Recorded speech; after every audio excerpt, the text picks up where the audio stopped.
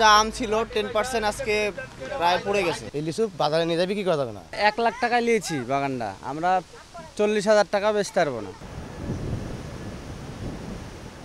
ঘূর্ণিঝড় রেমালের প্রভাবে সোমবার দিনভর রাজশাহীতে 30 কিলোমিটার গতিতে দমকা বাতাস বয়ে যায়। এতে ঝরে পড়ে গাছের পাকা লিচু। বাগান মালিকরা বলছেন, ঝড় ও বৃষ্টিতে ঝরে নষ্ট হওয়ার পাশাপাশি ফেটেছে লিচুর খোসা, ভেতরে হয়েছে পোকা। এই লিচু বাজারে নিয়ে যাবে, কি করা যাবে না।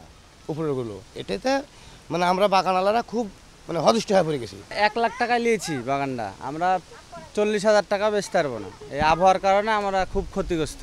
তাদের দাবি, মৌসুমের শুরুতে মুকুলের সমারোহ থাকলেও মার্চের শেষ ভাগে 2 দিনের বৃষ্টিতে প্রায় 40% ঝরে যায়। গ্রীষ্মের প্রচণ্ড তাপপ্রবাহে আবারও ঝরে পড়ে লিচুর গুটি। রোদে নিচু পুড়ে গেল, এবার বৃষ্টিতে পোকা লাগবে, তারপর ঝরে যাবে। বৈরী আবহাওয়ায় এবছর ফলন কম আমের। গাছের পুষ্ট আম পাড়ার ঠিক আগেই ঘূর্ণিঝড় রেমালের তাণ্ডব। এতে ঝরেছে আম। বাগান মালিকদের শঙ্কা, গাছের অবশিষ্ট আমে ঝড় বৃষ্টির ঘর্ষণে দাগ পড়লে সেটি হবে বড় লোকসানের কারণ।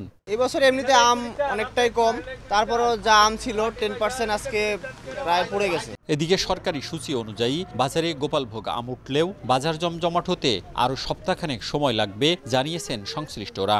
এই আবহাওয়াতে এগুলো আরও সুন্দর বৃদ্ধি পাবে এবং এদের সুন্দর আরও পরিপক্ক হবে এবং সবাই খেতে পাবে। রাজশাহীতে 530 হেক্টর জমির বাগানে লিচুর উৎপাদনের লক্ষ্যমাত্রা 3,800 টন, আর 19,602 হেক্টর বাগানে আমের উৎপাদন ধরা হয়েছে 2,60,315 মেট্রিক টন। মওদুদ রানা, সময় সংবাদ, রাজশাহী।